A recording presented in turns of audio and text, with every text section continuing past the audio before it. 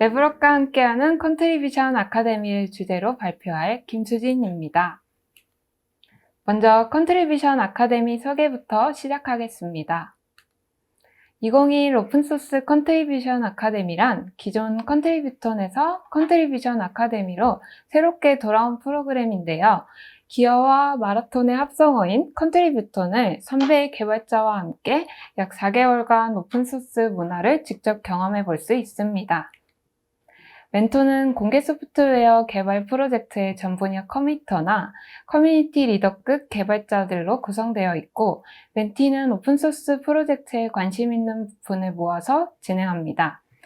주요 활동으로는 공개 소프트웨어 프로젝트 개발 및 성과 발표, 프로젝트 문제 해결을 컨설팅해주는 챌린지스 프로그램, 본격적으로 프로젝트 컨트리뷰터를 양성하는 마스터즈 프로그램, 그리고 다양한 공개 소프트웨어에 참여할 수 있도록 지원해줍니다.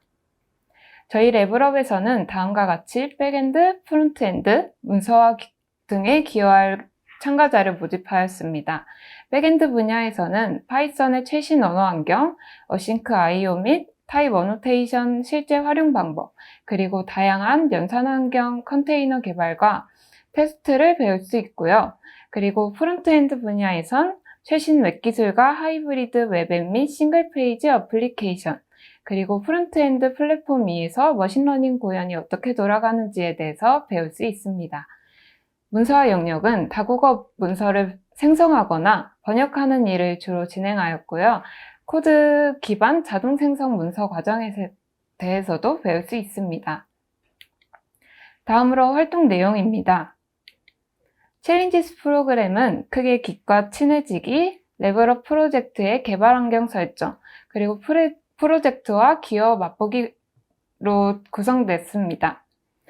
보시는 바와 같이 모든 멘티들이 성공적으로 기여를 할 수 있도록 적응 기간 및 개인별 면담을 통한 맞춤 멘토링을 주차별로 진행했습니다. 특별히 4주차에는 리드 개발자이신 정규님의 기술 세션을 열어서 백엔드.ai의 구조뿐만 아니라 철학이나 로드맵과 같이 코드로는 알 수 없었던 내용까지 다 파악할 수 있는 시간도 가졌습니다. 본격적으로 기여 활동을 시작하는 마스터즈 프로그램입니다. 코드 리뷰와 커뮤니티 활동을 했었는데요. 멘티들은 실제 서비스되고 있는 레벨업 프로젝트인 백엔드 AI가 AI 개발에 참여하면서 리뷰를 서로 주고받았고, 그리고 주말마다 모여서 각자 코딩을 하는 모가코와 프로젝트 코드 플로우에 대해서 발표하는 코드베이스 세미나도 진행했습니다. 환경을 구축하거나 기여하면서 생길 수 있는 문제점들을 해결하기 위해서 여러 가이드라인도 제공했습니다. 그리고 코로나 때문에 아무래도 기여 과정이 오프라인으로 진행되다 보니 멘티들 간의 소통이 한계가 있을 수가 있는데요. 이를 극복하기 위해서 인물 탐구 시간을 가졌습니다. 인터뷰는 정해진 기간 동안 인터뷰를 정해서 인터뷰이에게 궁금하거나 재미있는 질문을 던지고요. 그리고 인터뷰이는 정해진 기간 동안 그 질문들에 대해서 답변을 하고 가장 마음에 드는 질문을 채택합니다. 그 다음에 채택된 사람들에게는 서정의 상품을 지급했습니다. 이렇게 활발히 소통한 결과 디스커션에만 총 66개의 게시글이 올라왔고요. 멘티들끼리 그 디스커션을 통해서 프로젝트의 이해도를 높이거나 프로젝트 개발에 도움이 될 것 같은 것들도 이렇게 공유해 주셨습니다. 또 개발하면서 갖게 된 어려움이나 궁금한 점들을 멘토와의 미팅을 통해 주기적으로 소통하기도 하였습니다.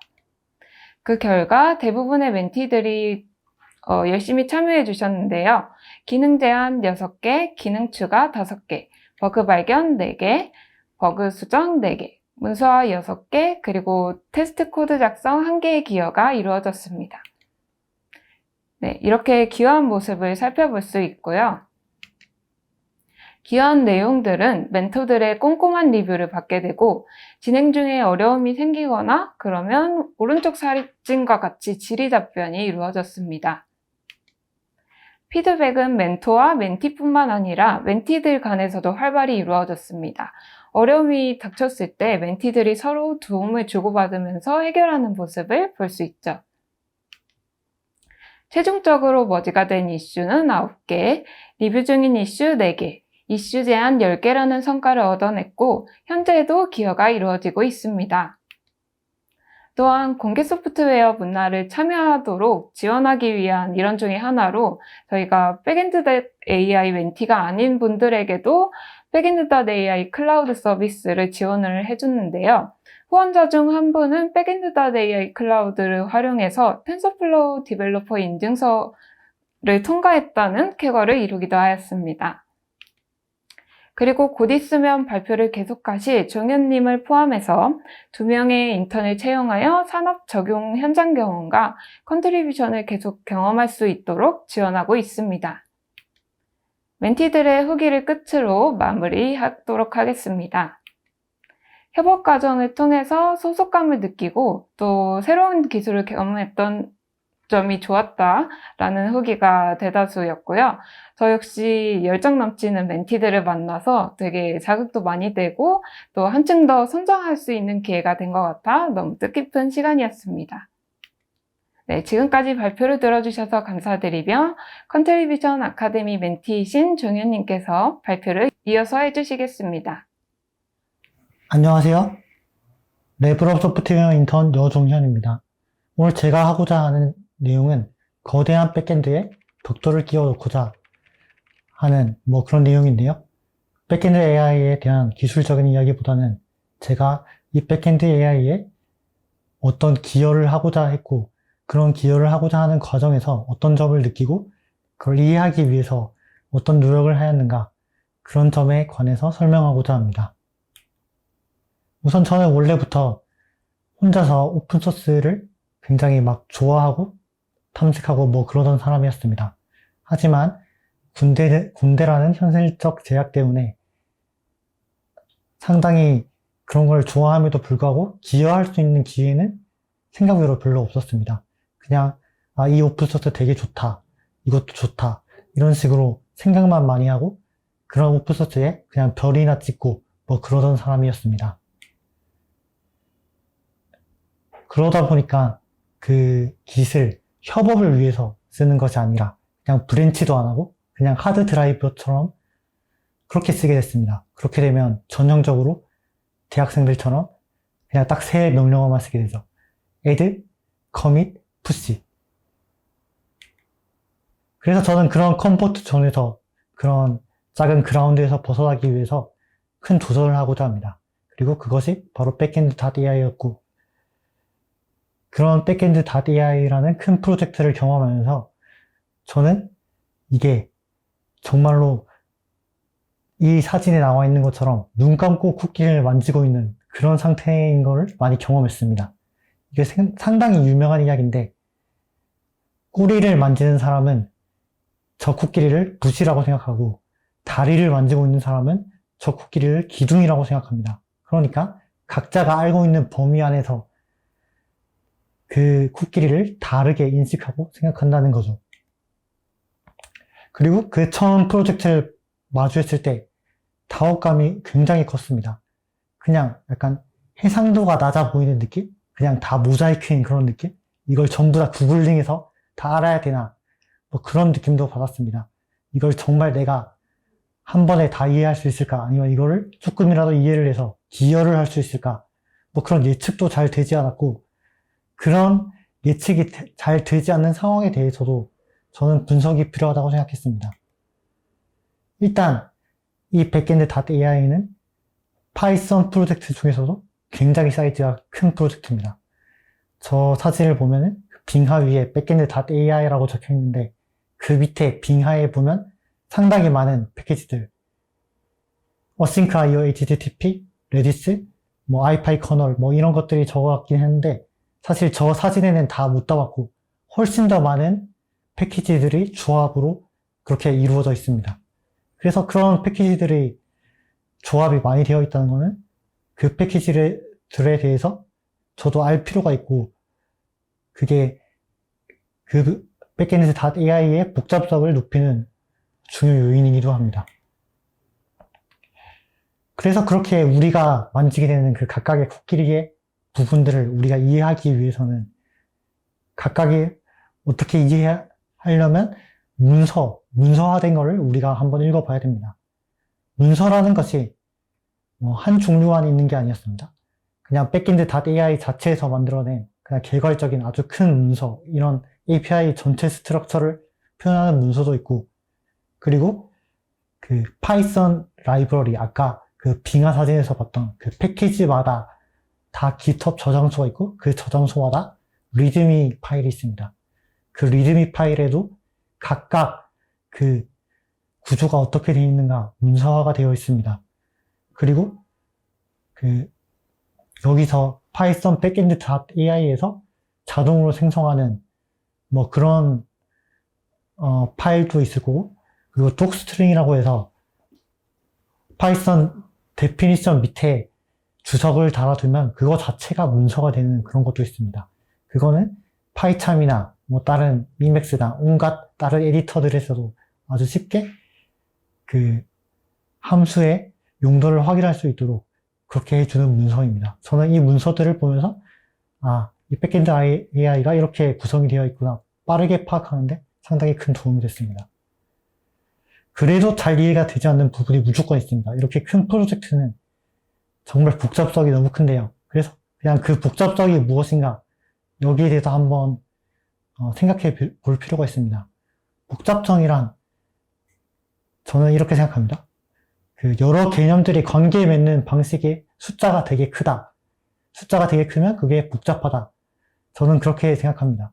그래서 제가 지금 이 프레젠테이션에서 그 올려놓은 그림이 있는데 저기서 A, B, C가 있고 전구 그림이 있습니다. A, B, C가 그 각각의 개념들에 대해서 우리가 다 알고 있어야 이렇게 전구가 켜지는 그런 개념이 있다고 생각해 봅시다. 근데 A를 이제 알았구나 딱 생각을 하고 이제 B를 막 익히고 있는데 갑자기 A가 기억에서 막 사라져 버립니다. 그러면은 우리는 영원히 저 전구를 킬 수가 없는 겁니다. 그래서 저는 그렇게 머릿속에서 많은 개념들을 그렇게 직렬적으로 처리하려다가 사라지는 것을 방지하기 위해서 머릿속에 잔상을 남기자, 그런 식의 방법을 택하기로 했습니다. 머릿속에 잔상을 남기자 하는 것이 크게 대단한 거라기보다는 그냥 빨리빨리 비슷한 패턴들을 보고 넘겨서 다시 한번 그 패턴으로 돌아와서 코드를 익힌다. 그런 느낌이라고 보면 되겠습니다. 그리고 그 머릿속에 잔상을 남기는 방법 하나가 바로 저 사진에 나와 있는 것처럼 코드의 작은 스니펫, 작은 부분을 검색을 해서 빠르게 그 코드와 비슷한 패턴들을 찾아서 넘어가는 것입니다. 이 프로젝트가 굉장히 크다 보니까 어쩔 수 없이 아주 비슷한 패턴의 코드가 반복될 수밖에 없는 곳이 있고, 그런 것을 계속해서 돌리다 보면은 그 한 부분만 계속해서 볼 때보다 더 빠르게 이 패턴이 왜 여기에 쓰였지? 이런 궁금증을 가지면서 계속해서 개념들을 연결해 갈 수 있었던 것 같습니다. 그래서 이해도 훨씬 더 빠르게 됐던 것 같습니다. 이것도 또 다른 예입니다. 이것도 또 다른 코드 패턴을 파악하는 예이고, 이런 코드 패턴을 파악하는 예에는 try catch, async IO, 예외 처리 이런 부분에서 상당히 비슷한 패턴들이 많이 나옵니다. 그런 패턴을 익히는 것 자체가 그 프로젝트 전체를 읽어 나가면서 빠르게 이해하는데 굉장히 도움이 될 거라고 생각합니다.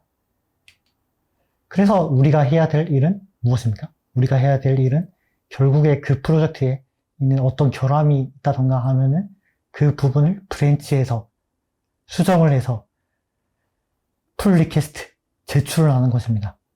저는 처음에 이 프로젝트를 접했을 때 이 프로젝트는 너무 완벽해서 내가 수정할 곳이 전혀 없다, 그런 식으로 생각을 했었는데 앞에 나와 있는 방법대로 계속해서 코드를 보다 보니까 내가 고칠 수 있는 부분이 조금이라나 있구나. 그래서 코드를 브랜치하고 수정하는 경험, 그런 경험까지 하게 됐습니다. 그런 경험하는 과정에서 backend.ai는 뭐 여러 가지 CI/CD 도구들이 있다는 걸 알게 됐고, 그 중에 여러 가지, 몇 가지만 소개하겠습니다. 뭐 타운크라이어 같은 경우, 어떤 내용을 수정했는지 반영하면은 깔끔하게 나중에 이런 프로젝트의 변경 사항을 한꺼번에 볼 수 있게 도와주는 뭐 그런 유틸리티라고 보면 됩니다. 그리고 GitHub 액션은 내가 변경한 사항을 미리 저장해 둔 환경에서 테스트를 수행하는 것입니다. 뭐 여기 사진을 자세히 보면 뭐 우분투 20점 몇 뭐 그런 식으로 어떤 환경에서 테스트할지 다 나와 있습니다. 그래서 제가 만약에 풀 리퀴스트를 했는데 여기서 뭔가 실패를 하거나 뭐 그러면은 에러가 나왔는지 딱딱 나오고 그 에러를 수정 사항에 반영을 해야 그 코드가 실제로 우리의 큰 코드 베이스에 반영이 될 수 있는 것입니다. 지금 이 실패 케이스 같은 뭐 그런 거를 자동으로 찾아내 주기 때문에 이 전체의 backend.ai가 안정성 있게 계속해서 발전해 나갈 수 있는 거고, 그리고 코드 리뷰를 하는데도 되게 시간이 절약되고 인지적 자원이라 해야 되나? 뭐 그런 것도, 그런 소모도 약간 적게 들어갈 것 같습니다. 그리고 코드 커버리지를 측정해주는 뭐 이런 것도 backend.ai의 GitHub에 자동으로 내장이 되어 있었습니다. 지금까지 이 거대한 이 backend.ai 코드에 기여를 하는, 도전을 하면서 알게 된 것들을 하나하나 소개했습니다. 제가 여기에 막 오래 있지 않아서 여기 backend.ai 그리고 레벨업에 대해서 그렇게 많은 것을 알지는 못했지만, 그래도 저는 이 거대한 backend.ai에 도전을 하면서 제가 있던 컴포트 존에서 그런 벗어나는 경험을 했다고 생각하고, 거기에 대해서 지금 짧은 기간이지만 상당히 큰 의미가 됐다고 생각합니다. 이상으로 레벨업 소프트웨어 인턴 여중현의 발표를 마치겠습니다. 감사합니다.